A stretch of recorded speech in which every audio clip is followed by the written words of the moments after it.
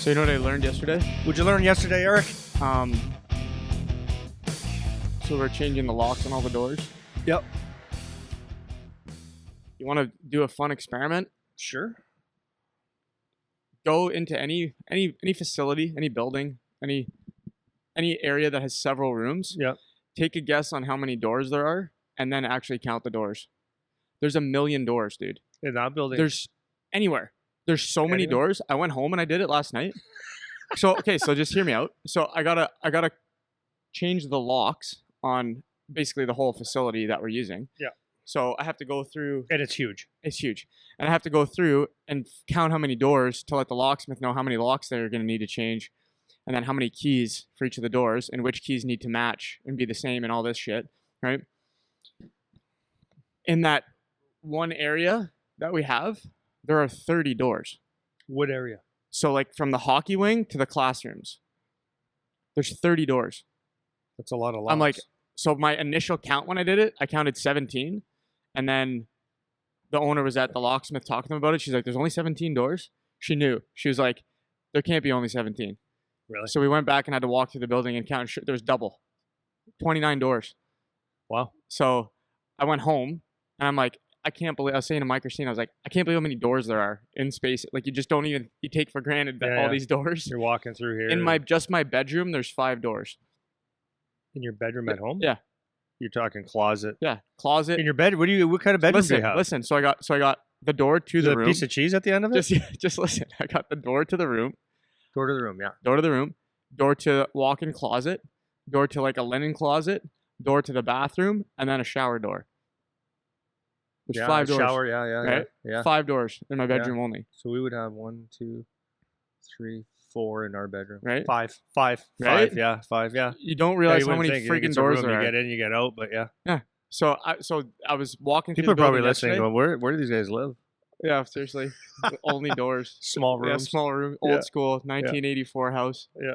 The door every room. That's fine. So yeah, that was interesting. But we're going through and doing all that kind of stuff now. Yeah. And then we're getting all the like signs and branding stuff done. Yeah. Like how this is the shit you don't think of. I know. This is the shit. So it's like, hey, we gotta wrap the doors.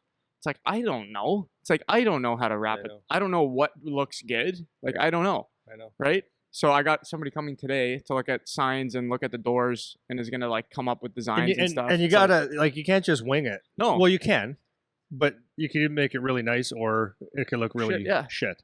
So or it could look average. We have red paint, obviously BioSteel, right? Yeah. It's red and white. You make the wrong wall red. Yeah. That looks stupid, you know? I guess. So it's like, that's a lot of red, right? It's a very, very pronounced red. Yeah. So I'm looking at it like, I literally don't know. They're asking me to pick like, which thing do you want red? What's going to look cool? I'm like, I don't know. Like, I have no idea. If you make the wrong space that color or the wrong thing that color. I don't know. I don't know either. So I'm looking at it. I'm like, this is not, I don't do this. You have white walls, you go nuts. But I don't do this. That's the thing. I have no idea what's going on. I don't know what to say, you know? So it's a hard thing. So it's going to be interesting to see how that comes together. Yeah. But I thought that was interesting about the doors, though. Yeah. There's a lot of doors. That's a lot of doors. Right? A lot of doors. Yep. Even here, 1, 2, 3, 4 doors. Yeah, it's one big square room. Yeah, 4 doors. Yeah. So I saw the a post the other day from our BioSteel camp the other day or yesterday. The boys with their favorite flavors. Yeah. I love BioSteel, by the way. Yeah, I'm not just saying that because we're BioSteel. Been drinking it. People aren't going to believe you. Who introduced me to it was Dalton Prout, who was at my house on the weekend. I know, you told me. I didn't even know he was here. Yeah. Real quick. So he let me know a few weeks ago that he was going to be coming up with his baby boy. And kid's a unit. Is he? Just a unit. Has to be. Huge. How could he not be? So Dalton is like is he a year? How old is he? He's he'll be 2. Almost 2? Yeah. Just a monster. Yeah, I picked him up. First time I've ever met him. So Dalton lives in Nashville now, scouts for Florida.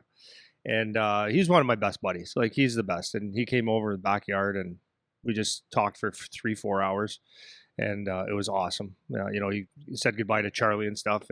But anyways, I saw that he used his dad's truck. So I went out to go see the baby. So I go in the back seat and he's got this big curly hair, these big cheeks. And so I've got a granddaughter who's going to be 3 soon. Right? Yeah, 3. And he towers over. Oh, really? hours. He has to, dude. So I pick He's a him up, monster. and you know what's really cool though, because he's one of my best buddies, is like it's instant love, right? Like it's hey Dalton, like good to see you. But then I saw his baby, and I grabbed Tucker and I grab him, and he's looking at me with his big 2-year-old eyes, and I pick him up, and it was like whoa, like heavy. Dense, yeah. But I gave him a big hug. I said, "I love you already, buddy." Like I gave him big kisses and gave him a big hug, and he was like, it's almost like he knew like I'm supposed to be okay with this guy. Oh yeah. You know what I mean? Yeah. Anyways, he was in the backyard. He ate about probably a full watermelon. But just a big boy, great. Dalton's doing great. Love talking to him. Love talking to him, man. He was awesome. So it was good. And anyway, so I went to the BioSteel thing. Is that what I was talking about? Oh, Dalton introduced me to BioSteel when he came back from San Jose or Calgary, whatever it was, and spent a ton of time with me. And never really thought much of it. I used to just drink water, put some whatever, and then started drinking BioSteel. I love it. That's all I ever want to drink now. So, anyways, when we saw that post, the flavors. What's your favorite? Mixed berry. Not even close. The original. The original. Me too. Not even close. I love grape though. I like them all. Yeah. They get tiresome, some of them, after a while. Like if I have the peach one, for example. Yeah, I'm not a peach guy. After I have that, though. like if I have a tub of it. Yeah. Mix. Yeah. After a while, I'm like. Yeah. Meh. Yeah. I'm tired of the sweetness. Same with me. Or something. Mixed berry. All day. It's sounds like an ad. It's not actually just talking. Is that mixed berry? That's the original. Is it? Yeah, mixed berry. It looks pink. Well, you're pink. Mixed berry. Yeah, they're not red anymore. Eh? Interesting. Well, I think it's. I thought it was the watermelon one. Anyhow, I was saying to Dan, actually, it's funny because before we started working together, I was like, man, I've been working or trying to work with BioSteel for the last forever, and it was proud of that same thing that introduced it to me, because he used to come every day here and he'd have the 100 serving tub with athletic greens, and that was the example I gave to Dan. I was like, the guys actually use it. Like they show up to their workout and pull out the tub, you know, and like it's an actual legit product that the players like to use. Which is why I said to him, I was like, it's not even a thing or just to work with you guys. It's like I was already trying to do this before you even were a thought of owning it. It's like we were already on it. You know what I mean? Like we already had our wholesale deal with them before and all this stuff, you know. So, but yeah, it's banging. I think it's I don't know if I've had enough of like other electrolyte mixes to have a super strong opinion, but it's one of those things where in real time you feel that it makes a difference when you're getting bagged. So I noticed it even on the runs now that I'm not playing anymore. Even when I was playing before, it made a huge difference, obviously. But even now, when I do long runs or whatever, I always have it with me because it's like instant. You feel like you just get that extra burst it's again. Good, man. I love it. Tops up the tank, which is nice. I don't even pay attention to that stuff. I just love the taste of it. Yeah. Other than the water. I pay attention. That's all my nerd shit. I'm drinking more. I used to drink a lot more coffee. I'm drinking a lot more BioSteel now. Really? Yep. Interesting. Well, now you have access. I love it. I love it. So, on that note, they're starting to post some of the stuff from our next gen camp, which is kind of cool. We got to work with those guys. But last Friday, we did our development camp for the U18s, and so here's the thing: the verbiage of how they label the leagues annoys me, because why can't we just call it the same shit? So in Canada, U18 is 2007 and 2008. That's U18. Okay. Yeah. There's no such thing as U17 in Canada. So it goes U16, U18. Okay. In the States, they have 16U, which would be the equivalent of U17, which is just 08s. And then they have 18U, which is the equivalent of U18, kind of, because they can also have 06s. So it's 06s, 07s. 18U. Here it's U8. It's just confusing for no reason. So I don't know why we got to do that. Like USA Hockey and Canada. If I was to just say, I think this is my humble opinion. Yep. I think if you look at what do they call it, the IIHF. Yeah, it's always been a U20, U18, U17, U whatever. And the United States of America changed theirs. It's been quite a while that was the U whatever. And I think most of the world gets it. I think we're the ones, the Canadians, we're used to Atom, Pee Wee, Bantam, Midget, Junior. Oh, I know, but why is the U in a different spot? So Well, we I say don't know. U18, they say 18U, and the age is different. So I like don't know. our U16 this year, 2009s, Yeah. over there they would be 15U Yeah, for I 2009s, don't know. right? It's annoying. It's just because people like to confuse you Well, and I. so now I'm trying to put the programs Yeah. together for people in the States and Canada. So I Yeah. made a post. The one post I made was for what was it for? Fifth? No, what was it for? So essentially, you could be playing 60. You're 60. U16 could be playing their 16U, and it could be messed up. Yeah, because that's not the age group.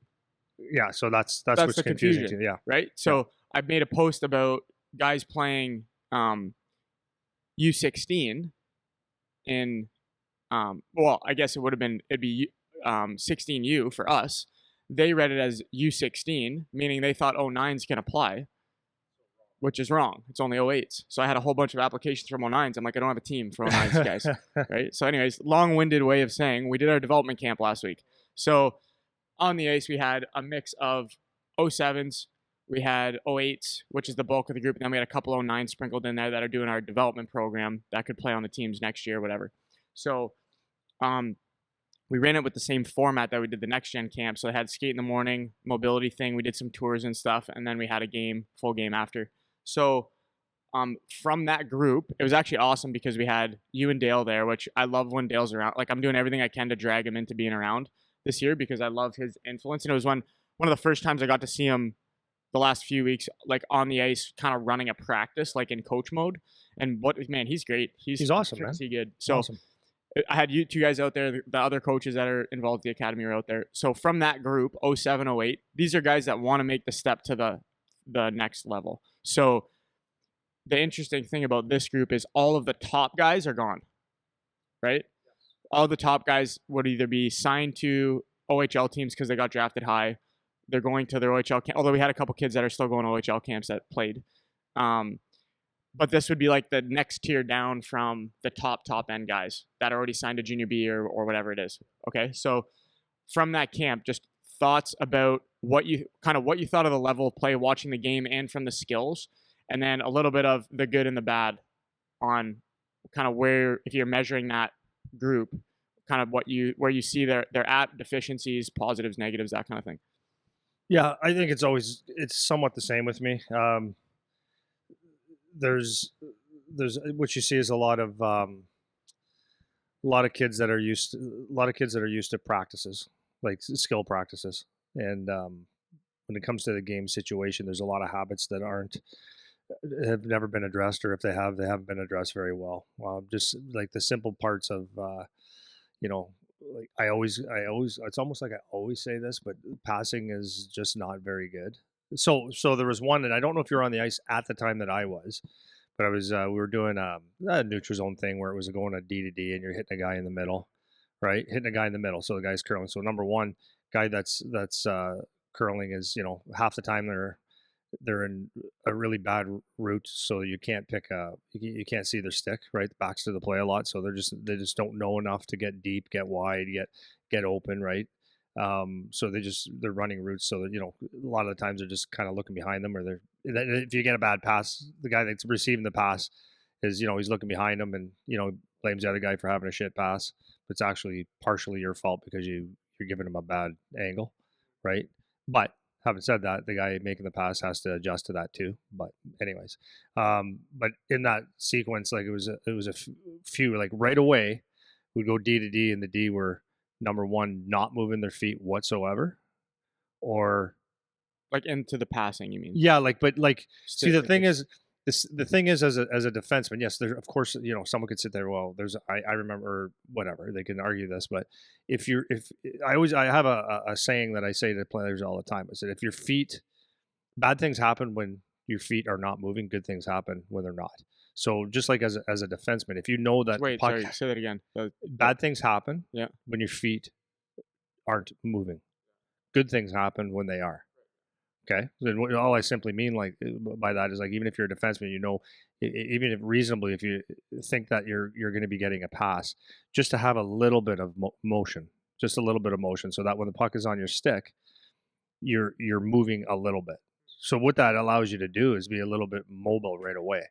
If you're standing still, then like doesn't even matter if it's a good pass, bad pass. Like there's times where your feet are going to be still, but I mean, when you're moving the puck up the ice or whatever, if you can have your feet in motion just a little bit, I'm not talking like 25 strides. I'm talking like if I know if I'm getting a pass and I just even glide out a little bit so that I'm moving, then what happens is if you're under pressure, your feet are moving, so maybe you can escape or you can continue on or whatever. But if you think about it, also, if you are moving the puck up the ice, like you shorten the gap on that pass if you're moving, right? You have momentum, you're stronger, you're faster. It's going to be a little bit more accurate pass, just simply because you're moving a little bit. So what I noticed with the D is right away, not everyone, but like sequence after sequence, like D would be going away from each other. So that's number one. Like you expose the middle of the ice. I saw that D have the puck and it's like dust, dust, dust before they can make a play. So it's like they see a play, they have to dust the puck off, then they make a play. That's a very frequent thing. And just and then after moving your feet, the other part about moving your feet, like especially as a D, if you move the puck up the ice, if you're standing still, you can't jump in the play, or if there's a turnover, you have to get your feet moving. Whereas if you were moving already, that would be taken care of. You could you take away, like if it's a turnover, you're in a position to recover and or jump in the play. So like for me, it was the passing, it was the little details of the passing, and then just simply like everybody knows in hockey once you get to a certain level, which I would say probably by Pee Wee, which we call U13, maybe they're not excellent at it, but um, that if you're in an offensive rush, like let's say a 3-on-2, someone's got to drive the net. And there's just like, these are the game situation stuff that are lacking big time. So it's like, who drives the net? And it's like, you almost have to explain it like they've never heard it before, like a middle lane drive and if someone's not driving, someone needs to go. Take a guy with you, back the D off, or create space and stuff like that. So it's like the thinking part of that. It's like I don't want to say they want the game to come to them. Maybe they just don't know the difference. So I would say that like a lot of the coaching is just not detailed enough to show them their options, right? Hanging on to pucks way too long. Another thing that's really, like, I would say this is like the overcoaching but not coaching enough. Huh. Okay. You've heard me and Dale were talking about this yesterday. It's amazing. Like he's saying that even with the junior guys that he's got, like it's the first week with them, right? And we were talking about, if you're carrying the puck up the ice, if you want to be able to make plays, is you don't want to be stuck on the wall. So even if you're coming out, you want to take that step to the middle. You want to get to dot lanes, right? We call them dot lanes. That's what everyone likes to use that term, and it's fine. So you want to get in dot lanes. So, but people, like, it seems like almost like, okay, people that teach the concepts don't have enough. They don't add to it. So yes, you want to get towards the middle of the ice to create some options, and you want to get people, if you're going down on a D, you want them, hopefully you're in a crossover to get them to move their feet and stuff.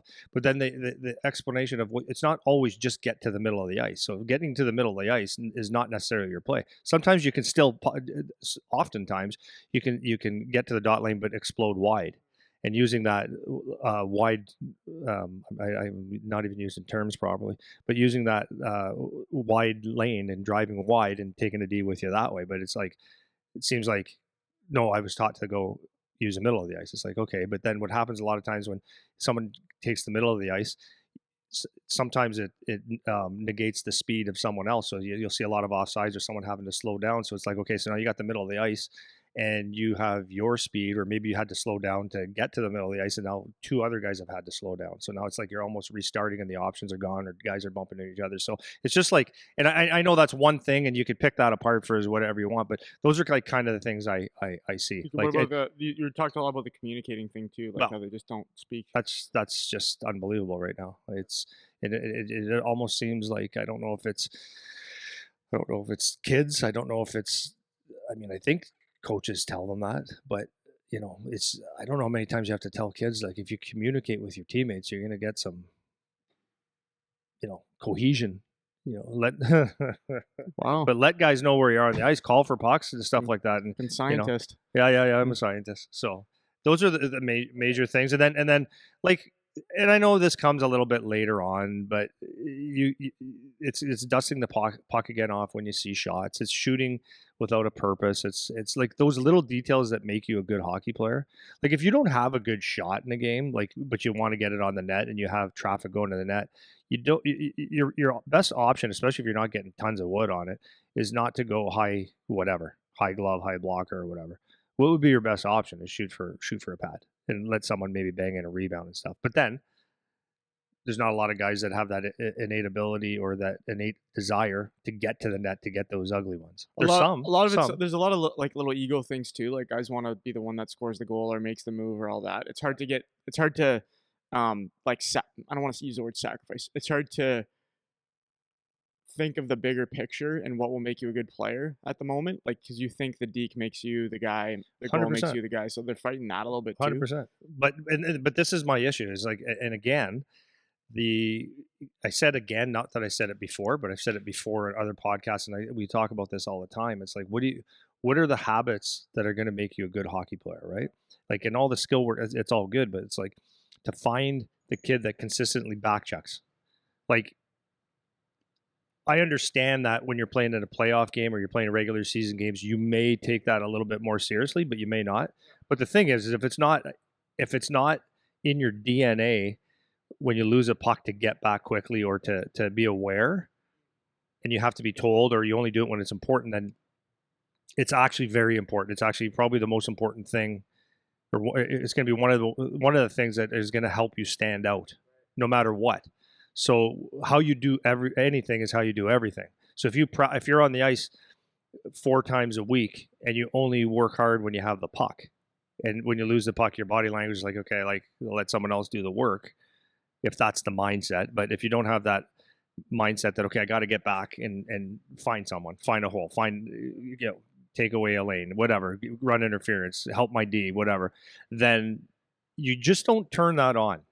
You know what I mean? Habits are habits. So those are some of the things. So let's call those. Is that a lot? Yeah, it is. Okay. Let's call those the negatives.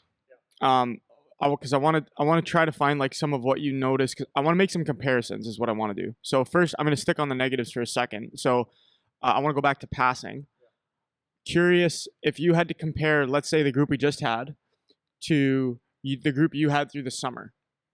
Like which group? The U18 group. So this would have been like the guys. Junior right? guys. But the step below too, like the guys coming out of U16. Okay, so take those guys. So it wouldn't have been the 12-30. It would have been like the 11, and then some of the guys in the 12-30. If you have to compare just passing, was it different? Was it the same, or did you see it progress over time from worse to better through the summer? Like, how did that go? Totally from worse to better. Yeah. The reason it goes worse to better is because there was a focus on it. Correct. Okay, so this is my point. So my question now is, why is the passing bad? So as a general rule, because I noticed the same thing. Any group, even like with the girls group that I had, with this group, I'm watching the drill and I'm like, guys, like things you can take for granted or that you should be able to take for granted at that level, you can't, And so my thing to them, working with them, was like, I don't know what you guys do at home. Right? Like how many of you guys work on your shot? They all work on their shot. How many of you guys do like some kind of stick handling thing? They all do that. Okay, does anyone ever focus for a second on being a better passer? Okay, but let's just go back 1 second. You said, I know you work on your shot. Okay, good. Okay, do you work on your shot? What part of your shot are you working on? And this is something that I would argue that a lot of people shoot a lot of pucks, but what is the intention? Like, okay, sorry to interrupt you. Fair enough, but at least they're doing it, right? When it comes to passing, there's nothing.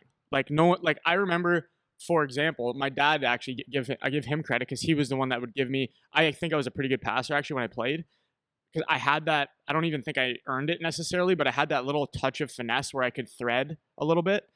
But I remember as a kid, my dad saying, "Put a piece of tape on the wall there and hit it 100 times in a row," as like a passing drill, for example, right? Sure, something like that. It's a thought. So I thought about it. Yeah. I made some effort towards that specific skill, whether it was the best or not. is not my focus at the moment. It's just I did something to work on it.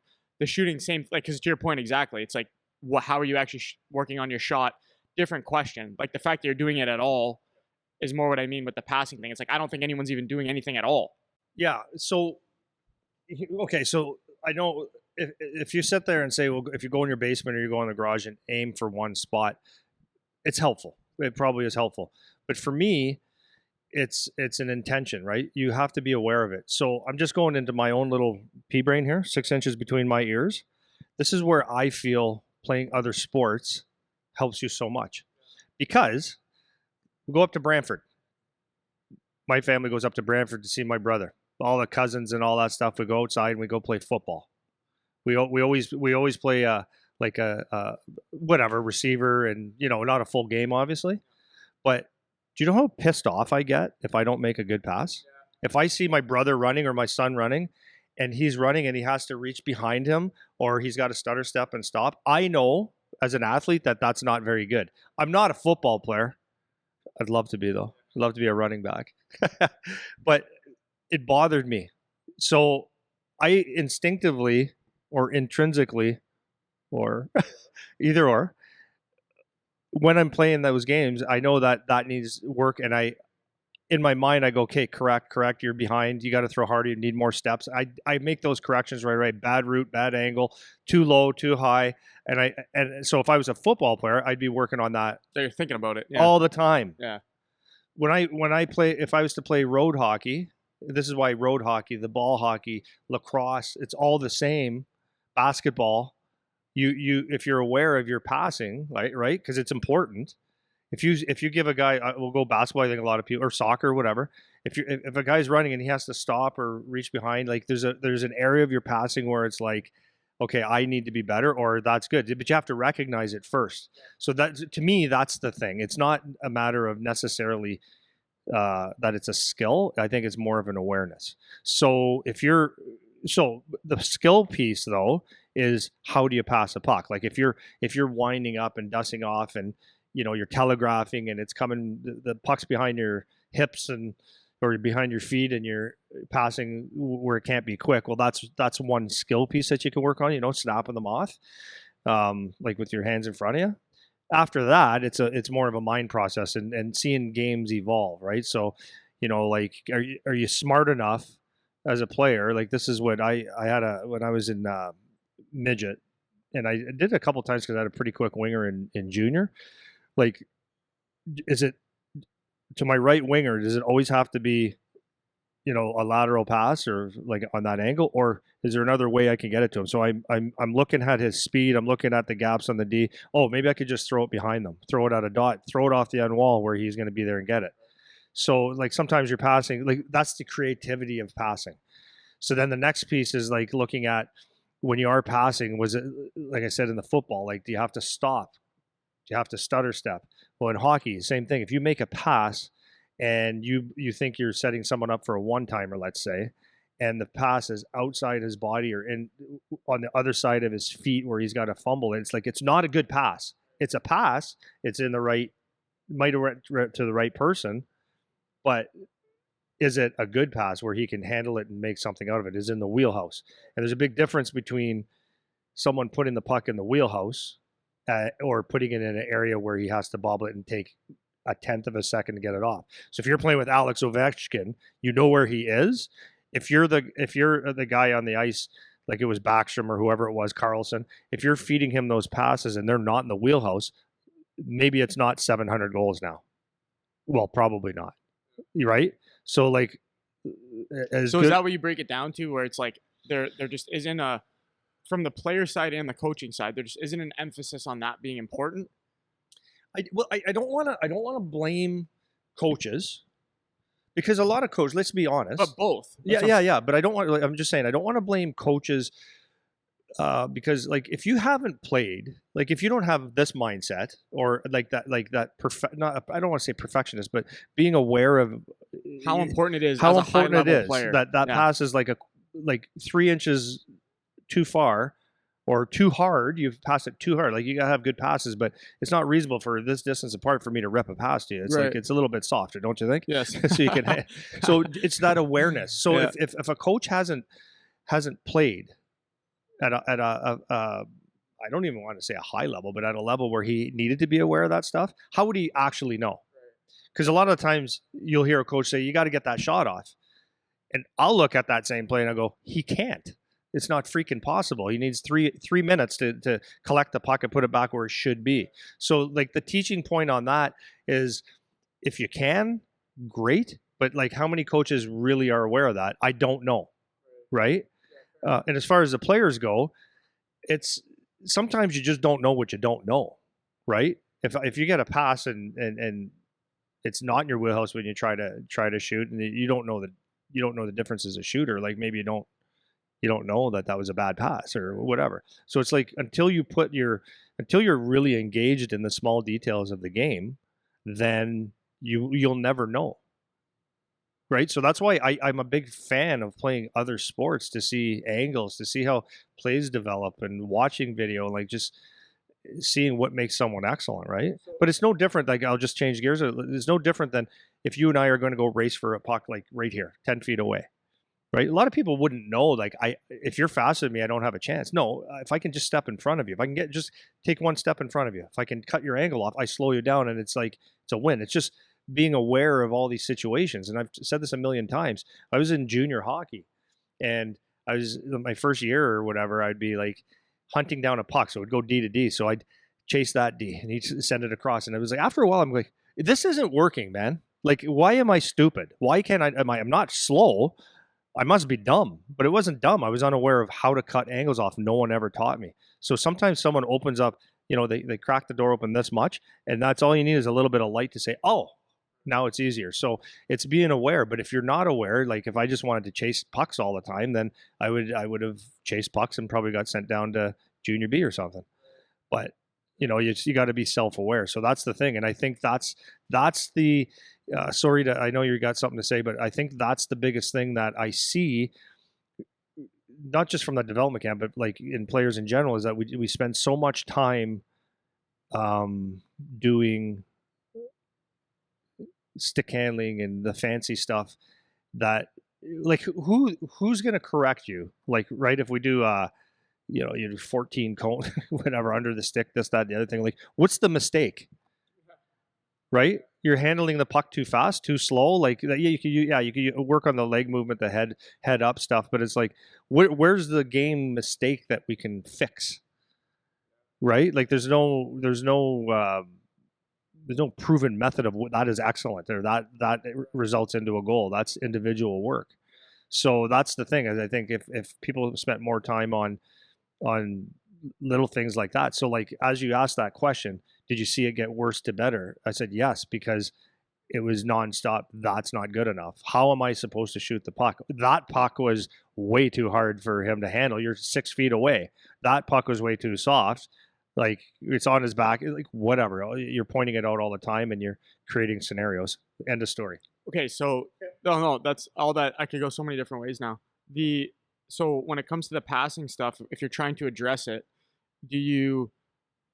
when you say you're focused on it, does that mean you're doing focused passing drills? Yes. Or does that mean you're stopping even other drills to correct passing? Yes. Or both? Yes. Or everything? Yes. Okay. Yes. If you can't pass, what are you going to... Okay, they say if you can't skate, you can't play. It's very true for the most part.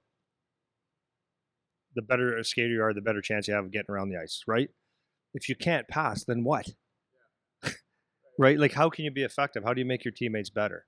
How not only that, like if you're doing a regroup or just coming out of your own zone and trying to get an entry, if you're not a good passer, then the whole team suffers. If you got 15 guys that can't pass, the whole team suffers. So you have to look at it in ways, and I address this. I know for a fact that when we start at the academy this year, in next week, that my first month at least, the most focus that we will be doing from a skills perspective will be skating, because I don't think kids skate enough anymore. Like just thinking about skating with and without pucks, with their head up, and then passing. And I know like some people might watch the beginning of it and say, well, that's pretty simple. It's like, it needs to be simple because dude, you've seen it. I can do a simple pass, just you and I just passing the puck, and I'm going to give the instruction of this. You and I are going to do 50 hard passes to our forehand only, forehand to forehand. And I want it to be executed this way, with it tight to your feet, snapping it off, stopping it and moving it, stopping it, moving it. And I know that seems like, well, are you dealing with monkeys? No, because a lot of times, a lot of times we do that, and I go, dude, did you not hear what I'm talking about? And you have to explain, if you try to do it your way, the way you're doing it right now, you're not going to have success. Like, you're just not. So can you please listen? And like, sometimes it just takes time. So you progress and progress and progress into things like, now it's areas, and now it's moving, now it's curling, now it's bellying up, all these different things, and that's how you see the progression of good passing. Yeah. Well, now you get time. This is what's beautiful about it, is like you get forced time with them to do the progression. Where now we talked about this before with like a summer camp when kids drop in on skates and stuff and how useless it is. But for these guys, it's, I have this group for this long, and I can actually build out a plan, right? So that they can progress over time, which is nice. Well, so just the last year when I took over the academy skating from January on, that's what I said. Yeah, I go, they're horrible at passing. Now, they weren't the highest end players, but they were not bad, right? And that's what I did for the most part. Is like, we did a ton of passing, moving your feet, passing, keeping your head up, showing your stick, all these different things, and it started to get pretty good. Like, it went like that. So with more time there, it's going to be better.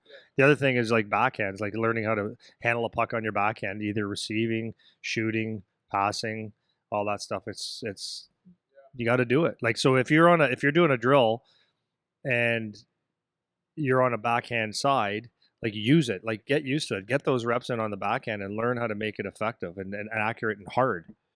So I want to do, it's like some positives, and then I want to talk more about the development thing again. But of that same group, what are some of the things that you notice, even if you compared it to groups in the past, that's maybe better than those groups were, or is it the same, or is it about par for the course of what you would expect? Yeah, it's what you expect. Like, here's the thing: is you don't learn how to play hockey till you get to junior, or if you have an incredibly good coach,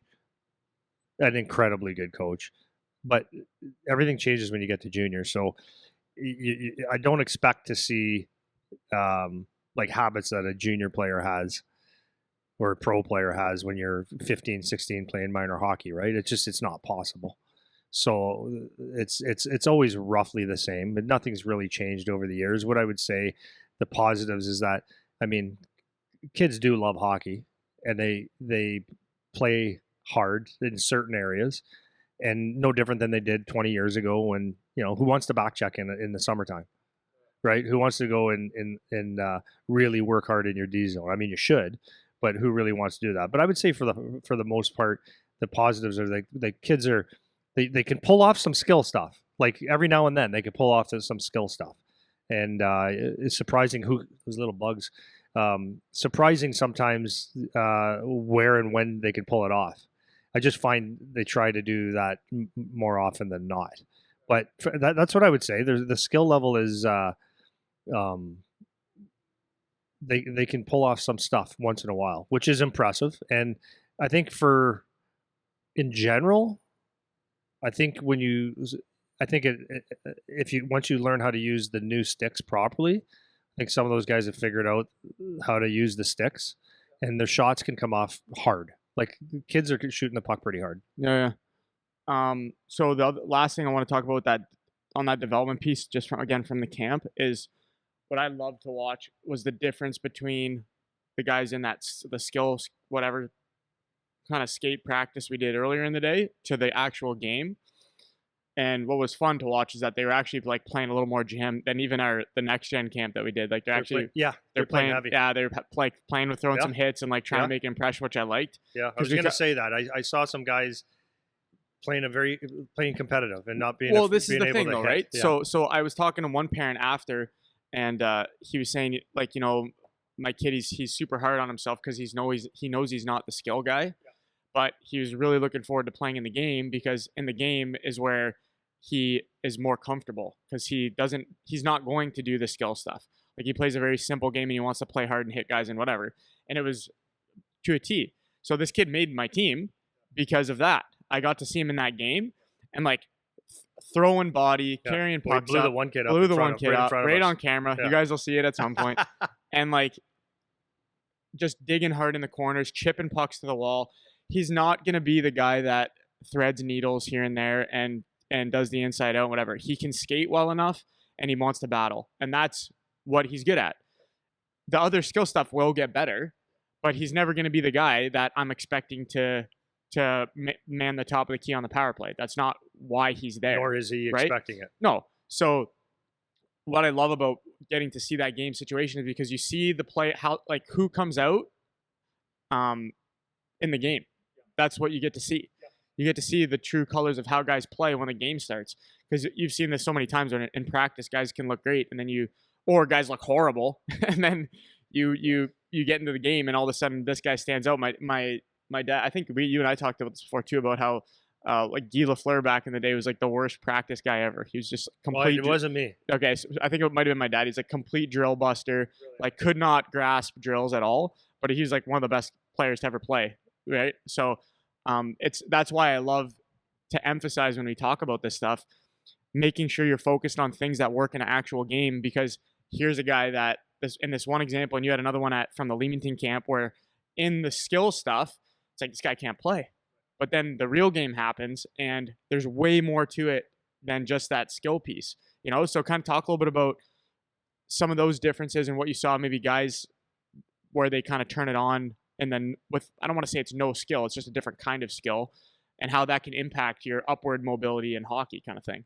Well, it's just, you can have all the skill in the world, but if you don't want to do the hard stuff or you're shy away from the hard stuff, then skill is like, what does it really matter? Right? Like if you can hang on to a puck and take it wide, but like you don't want to get it to the net, like what does it mean? Because the skill is the skill. It's fine. You got to be playing with guys that I guess can work with you in that sense. But what I love about the guys that are the no skill McGill guys, but have the competitive edge, or they're willing to do, they're not really focused on the skill stuff because it's part of the game, right? Like as much as you want to have all the skill in the world, like here's a great example, Mike Weber. Okay, so he's an assistant coach with St. Louis Blues. Okay, and he was coaching in Rochester with Buffalo before, and then he was assistant coach with the Spitfires. I'm going on and on here. He was on one of our podcasts, and then he trained with me forever. Played in Buffalo, Washington, whatever. So Mike was a hard guy to play against. Okay, you might say, okay, that's cool. No, but you don't understand.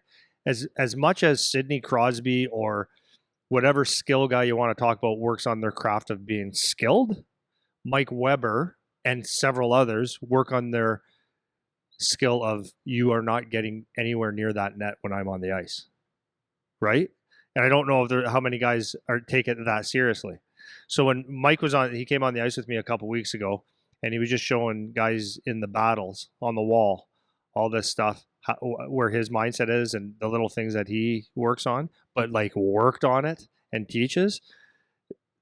You don't have to have high-end skill to do that stuff. So Webby is a guy that will work as hard or harder that you don't score. So he doesn't have to be like a super stick handle. It always helps. But so you take a guy that is that determined to be hard to play against a guy that's skilled. Okay, so now if you take a really skilled guy that has determination and a really competitive guy really skilled guy that is determined to get to the puck to net, that is willing to go to the hard areas and do all that stuff, that's a great player.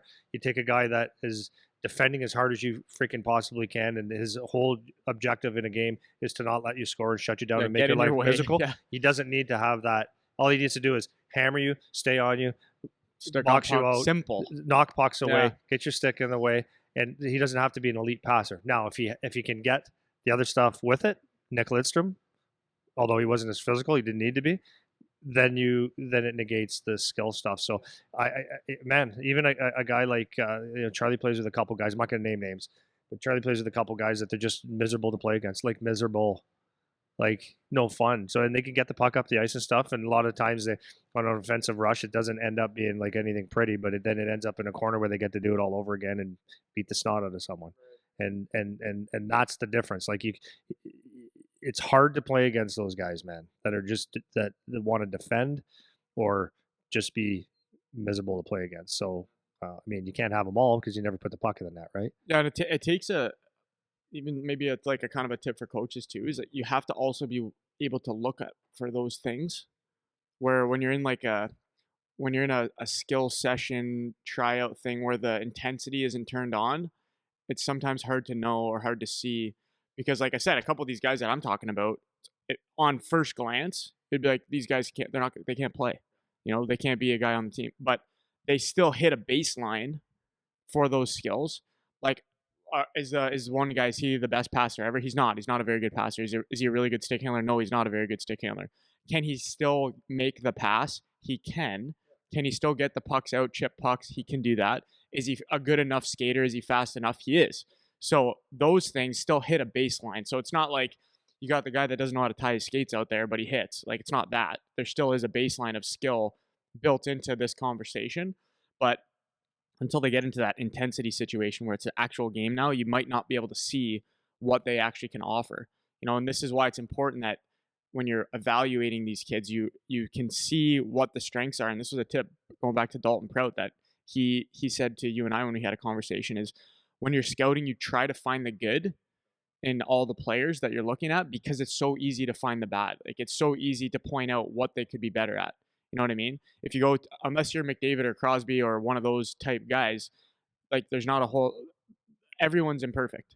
Everyone has a lot to work on. So it's easy to do that. But when you get a guy that has one really good quality, it's like, oh, could I take that? Can I make that flourish? Can I get skills that are kind of related to that and bring those into his game so it makes him a little bit more well-rounded or adds another element where he can be useful? And that's a super important skill to have as a coach, particularly when you don't have a lot of players to pick from. If you're not, like you say this all the time, if you're coaching the Toronto Marlies, like, are you a good coach or do you have the best players? But if you're in a center that doesn't have a lot of guys to choose from, then you have to do this. Like, you have to try to find what can the guy be good at.